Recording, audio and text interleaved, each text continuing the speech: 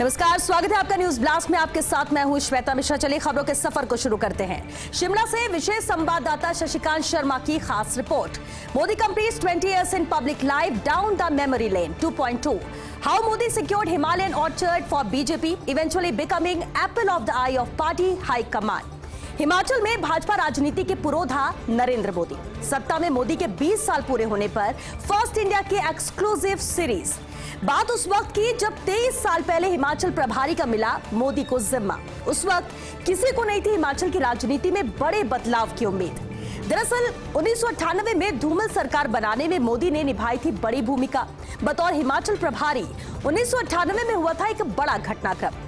भाजपा के दिग्गज नेता शांता कुमार ने खुद को कर लिया राज्य की राजनीति से बाहर, क्योंकि मोदी की कार्यशैली में फिट नहीं बैठ रहे थे शांता कुमार। और दूसरी तरफ प्रदेश की राजनीति में हो चुकी थी प्रेम कुमार धूमल की एंट्री। ऐसे में 1998 के विधानसभा चुनाव में पार्टी ने बिना किसी चेहरे के उतरने का फैसला लिया था, लेकिन मोदी ने चुनाव से ऐन वक्त पहले बदलवा दिया शीर्ष नेतृत्व का ये फैसला। बिना दूल्हे की बारात का उदाहरण देते हुए बदलवा दिया था ये फैसला और प्रेम कुमार धूमल को घोषित किया भाजपा की ओर से मुख्यमंत्री का चेहरा। एक तरफ शांता कुमार की प्रदेश से विदाई और दूसरी तरफ एक नए चेहरे धूमल का प्रयोग। हिमाचल में वीरभद्र के नेतृत्व में कांग्रेस के लिए बेहद आसान नजर आ रहा था 1998 का ये विधानसभा चुनाव। खुद वीरभद्र सिंह को भी था विधानसभा चुनाव में कांग्रेस की एकतरफा जीत का पूरा भरोसा, लेकिन मोदी की कुशल रणनीति ने दी विधानसभा चुनाव में कांग्रेस को कड़ी टक्कर और 65 विधानसभा सीटों में से कड़ी टक्कर देते हुए 29 सीटों पर मिली भाजपा को जीत। लेकिन बहुमत हासिल करने से कुछ सीट दूर ही रह गई थी भाजपा। 32 सीटों पर जीत हासिल कर कांग्रेस बनी थी प्रदेश की सबसे बड़ी पार्टी। हालांकि बहुमत के लिए किसी भी पार्टी को कम से कम 33 सीट चाहिए थी, लेकिन इस विधानसभा चुनाव में होने वाला था मोदी, धूमल और जेपी नड्डा की राजनीति का उदय। दरअसल चुनाव में हिमाचल विकास पार्टी ने भी उतारे थे अपने उम्मीदवार और 4 सीटों पर जीतने में सफल हुई थी सुखराम की ये पार्टी। और ऐसे में इन्हीं 4 सीटों से तय होने वाला था हिमाचल में सरकार बनने का रास्ता। और इसके बाद मोदी ने ली प्रदेश में भाजपा सरकार बनाने की पूरी जिम्मेदारी अपने ऊपर और एचवीपी के इन 4 प्रत्याशियों को अपने पाले में शामिल कर सरकार बनाने का रास्ता साफ किया। लेकिन शायद अभी और लेना था मोदी की राजनीति का इम्तिहान। सरकार बनाने का दावा पेश करने से पहले एक बड़ा हादसा हुआ और भाजपा के एक विधायक का दिल का दौरा पड़ने से निधन हो गया था। लेकिन इस घटना के बावजूद कहां हार मानने वाले थे नरेंद्र मोदी भी। मोदी ने निर्दलीय जीतकर विधानसभा पहुंचे रमेश धवाला को अपने खेमे में लिया और इस पूरे घटनाक्रम से बदल गए हिमाचल प्रदेश के सत्ता समीकरण।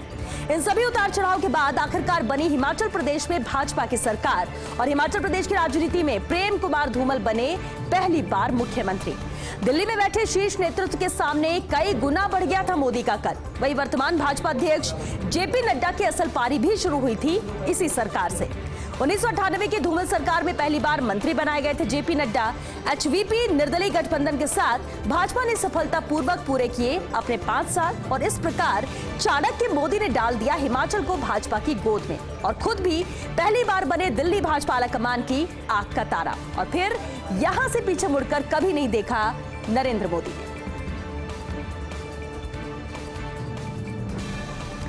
मुख्यमंत्री गहलोत की गाड़ी में स्पीकर सीपी जोशी आज राजभवन से सचिवालय पहुंचे दोनों साथ। मुख्यमंत्री अपने साथ कार में लेकर आए डॉक्टर सीपी जोशी को। रास्ते में दोनों के बीच चर्चा भी हुई। जब गहलोत कर रहे थे मीडिया से बात, तब तक सीएम की कार में ही बैठे रहे स्पीकर सीपी जोशी। तो आज ये नजारा राजभवन में देखने को मिला जब मुख्यमंत्री अशोक गहलोत की गाड़ी में स्पीकर सीपी जोशी थे। आज राजभवन से सचिवालय पहुंचे दोनों साथ। मुख्यमंत्री अपने साथ कार भी लेकर आए थे डॉक्टर सीपी जोशी को। वही रास्ते में दोनों के बीच काफी चर्चा भी हुई और जब गहलोत मीडिया से बात कर रहे थे उस वक्त सीएम की कार में स्पीकर सीपी जोशी बैठे रहे जब तक कि वो मीडिया से मुखातिब हो रहे थे।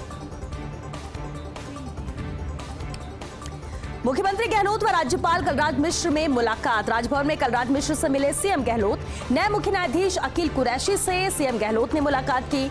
स्पीकर सीपी जोशी व गहलोत में भी मुलाकात की। पीसीसी चीफ गोविंद डोटासरा, मंत्री डॉक्टर रघु शर्मा, प्रताप सिंह खाचरियावास, ममता भूपेश, विधायक अमीन कागजी ने सीएम गहलोत से मुलाकात की। निरंजन आर्य, एमएल लाठर व डीबी गुप्ता भी मौजूद रहे जिन्होंने मुलाकात की। तो इधर मुख्यमंत्री गहलोत और राज्यपाल कलराज मिश्र में दोनों में बेहद अहम मुलाकात रही। आज राजभवन जब पहुंचे कलराज मिश्र से मिले सीएम गहलोत, वही नए मुख्य न्यायाधीश अकील कुरैशी से भी सीएम ने मुलाकात की। स्पीकर सीपी जोशी व गहलोत में भी मुलाकात हुई। इधर पीसीसी चीफ गोविंद डोटासरा, मंत्री रघु शर्मा, प्रताप सिंह खाचरियावास, ममता भूपेश, विधायक अमीन कागजी ने सीएम गहलोत से मुलाकात की। अकील कुरैशी बने राजस्थान हाईकोर्ट के मुख्य न्यायाधीश। राजस्थान हाईकोर्ट के 38वें मुख्य न्यायाधीश के रूप में उन्होंने शपथ ली। राजभवन के बैक लॉन में राज्यपाल कलराज मिश्र ने शपथ दिलाई। अकील कुरैशी को पद एवं गोपनीयता की शपथ दिलाई। मुख्य सचिव निरंजन आर्य ने पढ़ा सीजे की नियुक्ति का वारंट। इधर मुख्यमंत्री अशोक गहलोत, विधानसभा अध्यक्ष सीपी जोशी, मंत्रिमंडल के सदस्य, राजस्थान उच्च न्यायालय के न्यायाधीश, जनप्रतिनिधि, अधिकारी और अधिवक्ता भी इस दौरान मौजूद रहे। तो राजभवन के बैकलॉन में राज्यपाल कलराज मिश्र ने शपथ दिलाई। राजस्थान हाईकोर्ट के 38वें मुख्य न्यायाधीश के रूप में शपथ ली अकील कुरैशी ने। और आज इस दौरान कई दिग्गज मौजूद रहे। मुख्य सचिव निरंजन आर्य ने सीजे की नियुक्ति का वारंट पढ़ा। वहीं मुख्यमंत्री अशोक गहलोत, विधानसभा अध्यक्ष सीपी जोशी भी मौजूद रहे। बिजली संकट पर बोले मुख्यमंत्री गहलोत, कहा केंद्र सरकार को राजस्थान की स्थिति से अवगत करवा दिया है। राज्य के अफसर लगातार केंद्र के संपर्क में हैं। खदानों में पानी भरना महज एक कारण है। मुझे जानकारी मिली है कि जो प्लांट में ठेकेदार थे वही फेल हो गए। राजधानी दिल्ली समेत कई राज्यों में भी स्थितियां खराब हैं। दाम बढ़ गए हैं, फिर भी कोयला उपलब्ध नहीं है। केंद्र की जिम्मेदारी है राज्यों को इस संकट से निकाले। 500 या 600 करोड़ बकाया है, ये सब मामूली बातें हैं। अरबों रुपए के कोयले बिकते हैं तो 500 करोड़ क्या मायने रखते हैं। मुझे उम्मीद है केंद्रीय ऊर्जा मंत्री इस संकट का हल निकालेंगे।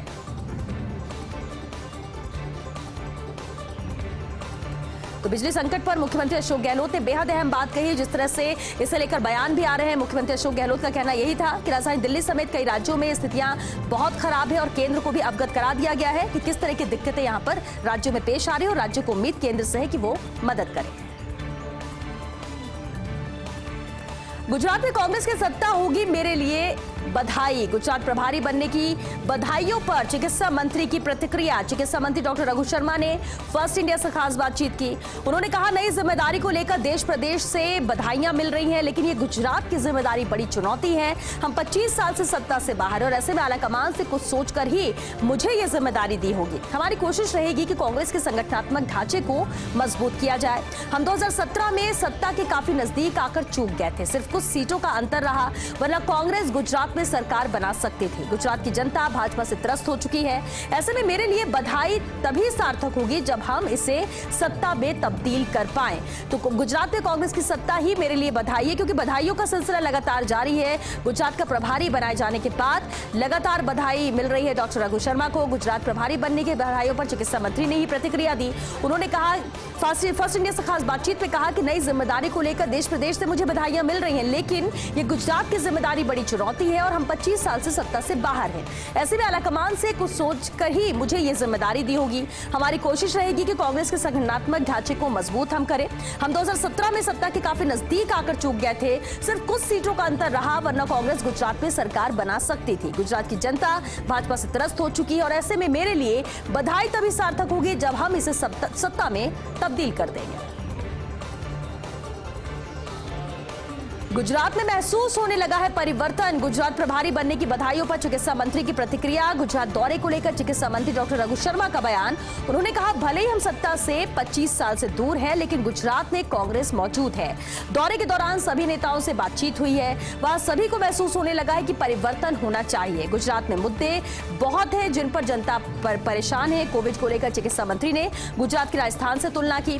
यदि गुजरात में विकास वास्तविकता से हुआ होता तो इस महामारी में वहां सरकार बेहतर चिकित्सा सुविधा क्यों नहीं दे पाई। राजस्थान में सरकारी चिकित्सा संस्थान जितने मजबूत है उतने गुजरात में नहीं है। तो महसूस परिवर्तन होने लगा है गुजरात में, ये कहना था। जनता भी त्रस्त हो चुकी है बीजेपी सरकार से। उन्होंने कहा कि भले ही हम सत्ता से 25 साल से दूर हैं, लेकिन गुजरात में कांग्रेस मौजूद है। दौरे के दौरान सभी नेताओं से बातचीत हुई है। वहां सभी को महसूस होने लगा है परिवर्तन होना चाहिए। गुजरात में मुद्दे बहुत हैं जिन्हें लेकर जनता भी परेशान है। कोविड को लेकर चिकित्सा मंत्री ने गुजरात की राजस्थान से तुलना की। यदि गुजरात में विकास वास्तविकता में हुआ होता तो इस महामारी में वहां सरकार बेहतर चिकित्सा सुविधा आखिर क्यों नहीं दे पाई।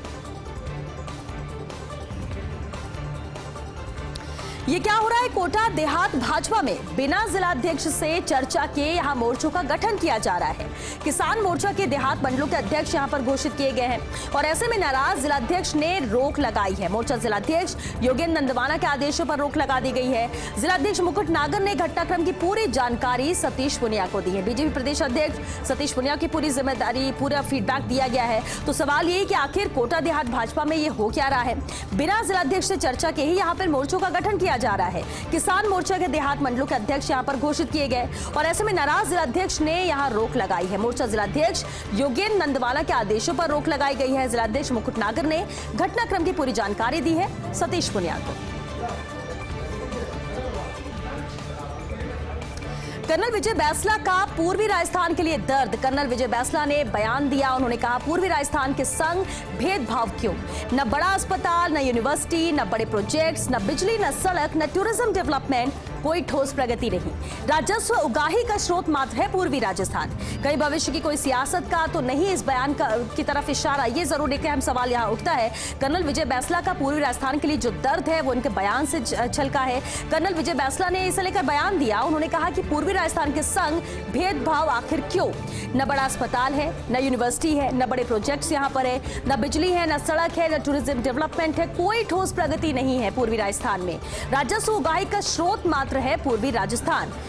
कहीं भविष्य की कोई सियासत का तो इस बयान का इशारा नहीं है। ये बेहद अहम सवाल जरूर उठता है उनके इस बयान के बाद।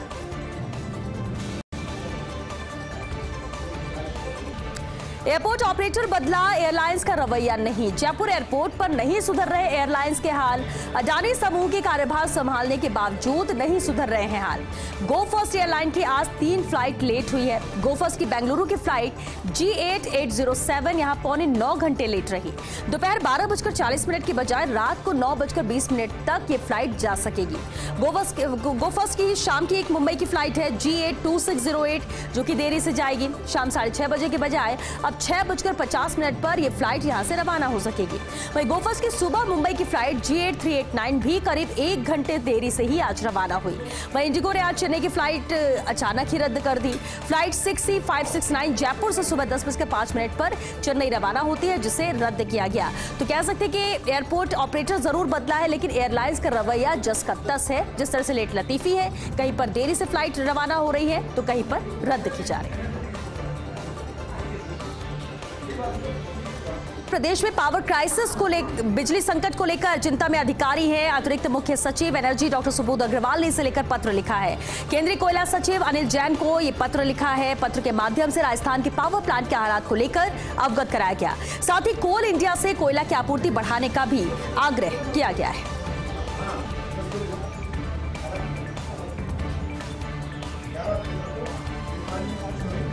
सरस दूध के दाम में 2 रुपए प्रति लीटर की बढ़ोतरी हुई है। जयपुर डेयरी प्रशासन ने बढ़ाई है दूध की दरें। सरस गोल्ड स्टैंडर्ड दूध और सादा छाछ के मूल्य में बढ़ोतरी की गई है। सरस गोल्ड दूध का आधा लीटर पैक अब 27 के बजाय 28 रुपए में मिलेगा। 1 लीटर पैक 54 की बजाय 56 रुपए और 6 लीटर पैक 336 रुपए में मिलेगा। सरस स्टैंडर्ड दूध का आधा लीटर पैक 24 के बजाय 25 रुपए में मिलेगा। 1 लीटर पैक 48 के बजाय 50 रुपए में मिलेगा। वही सादा छाछ भी 2 रुपए प्रति लीटर की बढ़ोतरी यहाँ पर की गई है। छाछ का आधा लीटर पैक 13 के बजाय 14 रुपए में मिलेगा। हालांकि सबसे ज्यादा बिकने वाले सरस टोन दूध की दरों में कोई बढ़ोतरी नहीं हुई है। बुधवार शाम की आपूर्ति से लागू होंगी ये नई दरें। बढ़ोतरी के पीछे डेयरी प्रशासन ने लागत, मूल्य व अन्य खर्चों का तर्क यहां पर दिया है।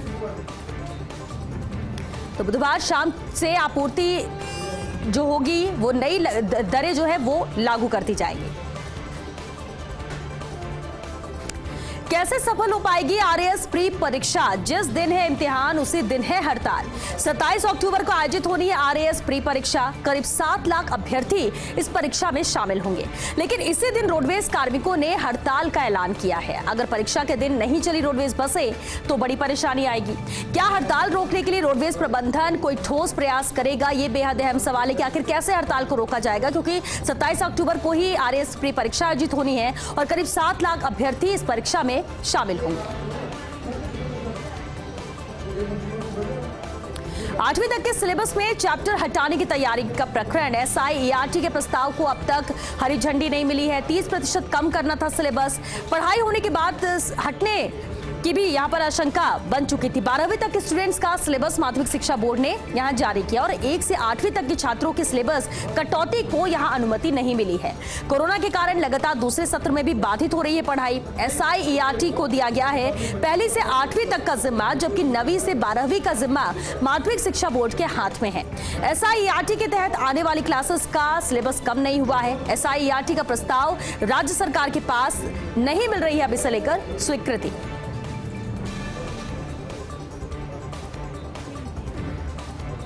चिकित्सा कर्मियों ने बढ़ाया प्रतापगढ़ जिले का गौरव। वैक्सीनेशन अभियान में पहले पायदान पर पहुंचा है प्रतापगढ़। लक्ष्य के मुकाबले 91.2% लोगों को लगी है वैक्सीन की पहली डोज। 48.6% लोगों को दूसरी डोज लग चुकी है। कलेक्टर प्रकाश चंद शर्मा ने चिकित्सा कर्मियों को धन्यवाद दिया। 6,52,061 लोगों में से 5,94,611 को पहली डोज लगी। मेडिकल टीमें घर घर जाकर कोरोना वैक्सीन यहां पर लगा रही है। तो ये पूरे आंकड़े सामने हैं, जहां वैक्सीनेशन अभियान में पहले पायदान पर प्रतापगढ़ पहुंचा है। लक्ष्य के मुकाबले 91.2% लोगों को वैक्सीन की पहली डोज यहां लग चुकी है। कल मनाई जाएगी दुर्गाष्टमी। राज्यपाल कलराज मिश्र ने दी दुर्गाष्टमी की शुभकामनाएं। देश और प्रदेशवासियों को बधाई एवं शुभकामनाएं दी हैं।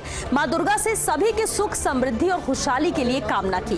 राज्यपाल ने नवरात्रि के आयोजनों में सम्मिलित होने वाले लोगों से अपील की है और कहा कि राज्य सरकार द्वारा जारी कोविड प्रोटोकॉल का पालन करें। दुर्गाष्टमी की शुभकामनाएं सभी को राज्यपाल कलराज मिश्र ने दी। देश और प्रदेशवासियों को शुभकामनाएं दी और साथ ही मां दुर्गा से सभी की सुख, समृद्धि और खुशहाली के लिए कामना भी की। संवेदनशील गहलोत ने दिखाया बड़ा दिल। अनिवार्य विवाह रजिस्ट्रेशन बिल को वापस लेने के संकेत दिए हैं। 17 सितंबर को विधानसभा में पारित किया गया था बिल। इसमें बाल विवाह का रजिस्ट्रेशन करवाने का प्रावधान भी था। सदन के अंदर व बाहर इसका विरोध भी बहुत हुआ था। बाल विवाह को मान्यता देने का मैसेज जा रहा था जनता में और ऐसे में आज मुख्यमंत्री अशोक गहलोत ने ऐलान किया, राजभवन से ये बिल वापस मंगाने की घोषणा की है। सीएम गहलोत ने कहा यह बिल कोई प्रतिष्ठा का प्रश्न नहीं है। दरअसल किसान बिल पर भी बोल चुके हैं गहलोत और कहा था कि अगर जनता आपके फैसले को उचित नहीं मानती तो बदलने में कोई हर्ज नहीं है। और आज प्रदेश में फैसला करके मिसाल पेश की है मुख्यमंत्री अशोक गहलोत ने। गहलोत के इस साहसिक फैसले की आज सराहना हो रही है।